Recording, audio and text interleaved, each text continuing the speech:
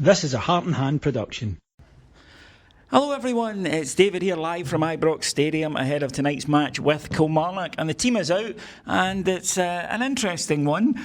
That's one way of putting it. The Rangers team for you tonight: in goals Jack Butland, back four James Tavernier, Nasser Giga, John Suter and Jade Magoma. The midfield is Nico Raskin, Mo Diamande and Tello Asgard, and up front for Rangers are Mikey Moore, Jiri Gassama and Bojan Miovski. All four summer signings are on the bench, but winter signings, are on the bench, but there is no Fernandez and there is no Chermiti. So the substitutes are Kelly, Wright, Aarons, Romans, Chukwani, Antman, Bajrami, Skov Olsen and Naderi, the new striker from Germany, is in. Ross Hutton is here with me. Ross, I'm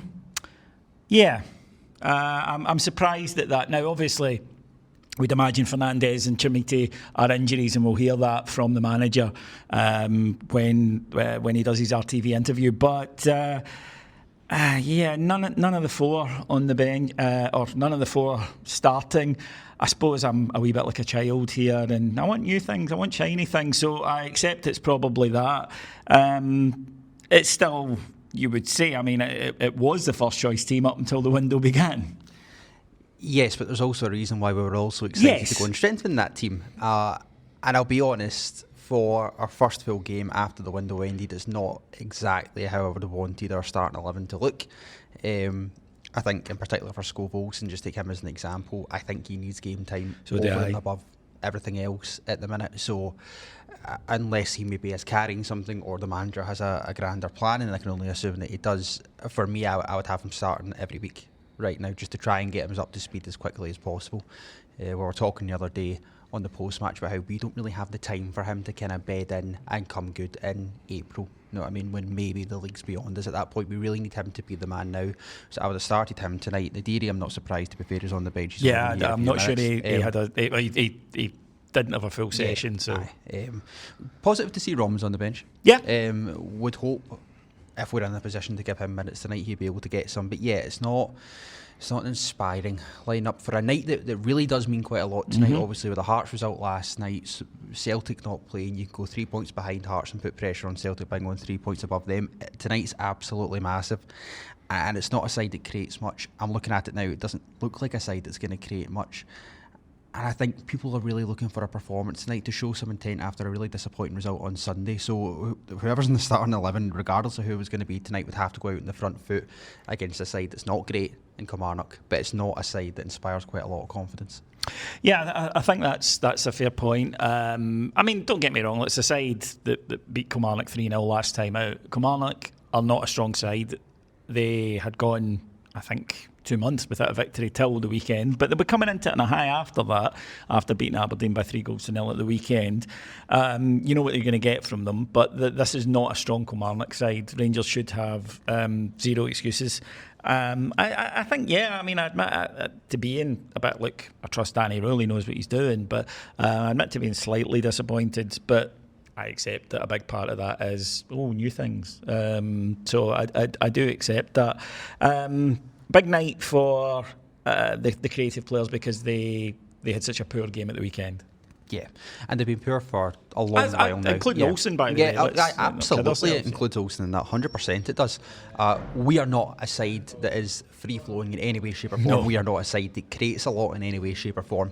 And you're going to come up against a team tonight that will probably do what Kilmarnock usually do. I know Neil McCann's not long in the door there, but they will be stuffy, they will try and be stubborn, they will try and stifle us. And if we're being honest and maybe quite critical, we have been quite easy to stifle and to closed down over the past few weeks and months. We're not a side that creates a lot, so it's a massive night for them. It's a massive night in particular for Miovski, who once again is being called upon to lead that line. Well, I mean, it's not ridiculous to think he's now third choice striker. So he really needs to take this opportunity tonight. That's the point I was going to make. He's the third choice striker, but the first choice tonight, right? So he's got to grab it. He will be as knowledgeable as anybody that he is now bottom of the pecking order for leading the line for Rangers. If he wants to be in the conversation realistically going forward as a serious option, he really has to take this opportunity tonight, come hook or by crook.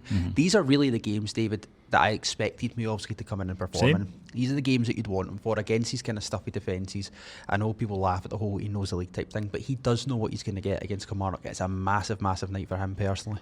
Yeah, and I think responsibility, of course, in the wide areas. Moore did look quite bright when he came on at the weekend. He acknowledged himself that his form hadn't been great. Of the other new players, I can understand the manager may not want to risk him every 3 days, fitness-wise. Chuck Wahani's actually the one I understand that, well, Romans obviously, but Chuck Wahani's the one I understand the most because he wants Diamandi in the side, and I think Diamandi's actually been playing quite well recently, so I can understand that one. I suppose it's probably Scott Volson's the big surprise, because I'm like you, I think he needs games. Yeah, he wasn't good at the weekend, but I think he's needing to up his sharpness, and that's the decision behind that. All of that said, though, I am fairly confident tonight. As I say, I don't think Kilmarnock are a great side. There really are no excuses for this Rangers team not to win this game tonight, and comfortably. No, Rangers are very much playing within their own heads tonight. As I said earlier on, this is massive in terms of the title race going forward. I would always say that if we can't beat a Kilmarnock side like this at Ibrox, who have been in the recent form that they've been, we've got no right in a relegation. But I mean, this Kilmarnock team is potentially, it is in a relegation battle and aiming for 10th, and that's no disrespect. That's Neil McCann's target. It has to be keep them up. Just keep them up. But even Kilmarnock fans that I know have been saying we just don't have any scoring power really, and they were, I think, as surprised as anyone by their victory at the weekend. But so I'm going to go for Rangers 2-0. I'll go for Rangers 3-0. I'll be optimistic. You're optimistic. Right then, folks, we'll be back after the match where we'll hear from Danny Rule. Until then, come on the Bears. That was a Heart and Hand production.